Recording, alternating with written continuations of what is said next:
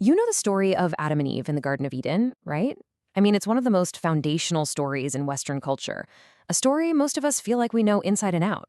But what if I told you that some of its most famous, most iconic details aren't actually in the original story at all? Okay, let's just dive right into the big one. We all have that picture in our heads.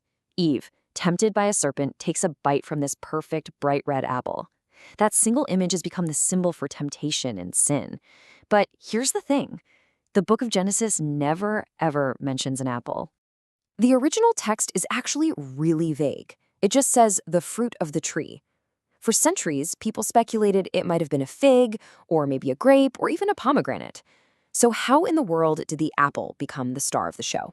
We're going to get to that, I promise. But first, we need to talk about the other key player in this whole drama.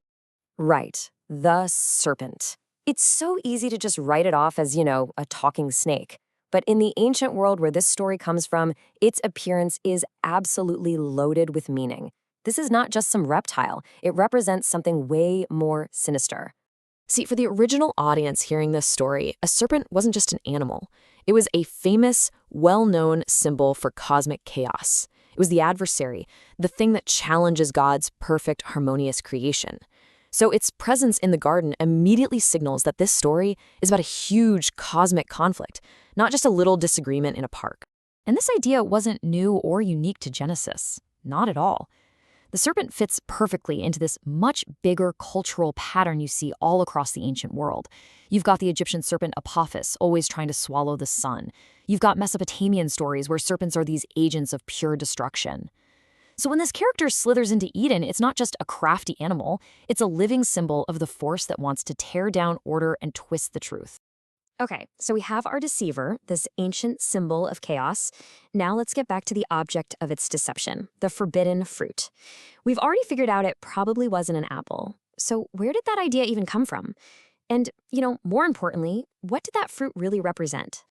So the whole apple tradition has nothing to do with theology. It's all about linguistics. It's actually kind of a funny story. In Latin, the word for fruit is pomo. When the Bible was translated into Old French, they used their word pomme, which at the time also just meant fruit. But language changes, right? Over hundreds of years, the meaning of pomme got narrower and narrower until it just meant apple. So later on, people reading that old text saw the word pomme, assumed it meant apple, and a myth was born from a simple language shift. But let's be real, the fruit itself was just a symbol. The real prize, the thing being offered, was knowing good and evil. Now, this phrase is a classic Hebrew idiom. It's like us saying from A to Z, which means everything. So this wasn't about learning a list of right and wrong. No, it was about a massive shift in their entire consciousness. It was the birth of self-awareness, of moral responsibility, and that crushing, terrifying knowledge of your own mortality. All the things that make us human and not just animals. So, in a strange way, the serpent actually delivered on its promise. Their eyes were opened. But this new awareness, it wasn't the godlike power they were expecting. Not even close. Instead, it triggered an instant and totally catastrophic unraveling of their entire world. Think about it. Before this moment, they were naked and felt no shame. Their entire existence was built on a foundation of absolute trust. But the second they disobeyed, that trust just shatters. All of a sudden, they're self-conscious, they feel vulnerable, they're afraid. And what's the very first thing they do with their new enlightenment? They hide from each other. They cover themselves. It's the birth of shame and the very beginning of alienation. And you can just watch how that first crack spreads like wildfire. That one act of disobedience creates this horrible cascade of broken relationships. They become alienated from their own bodies, then they're alienated from God, hiding in the bushes, then they're alienated from each other, it's the start of the blame game, and finally they become alienated from the world itself. The harmony is gone, it's all just fracture. But here's the thing, the story doesn't just end with curses and exiles. In the middle of all that judgment, God says something directly to the serpent. And this one sentence has been seen for thousands of years as this incredible, pivotal moment of hope.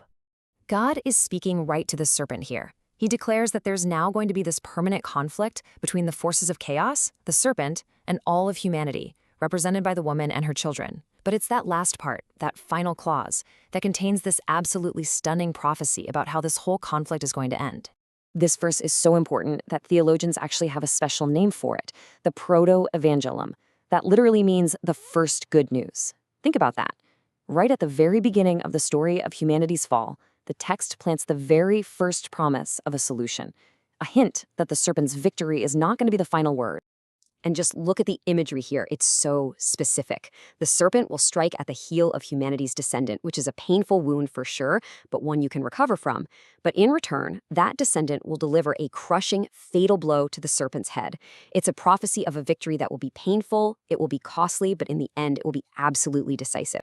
So a story that we thought started with a simple misunderstanding about an apple turns out to be this profound exploration of what it means to be human, of brokenness, of consciousness, and this deep, deep hope for redemption.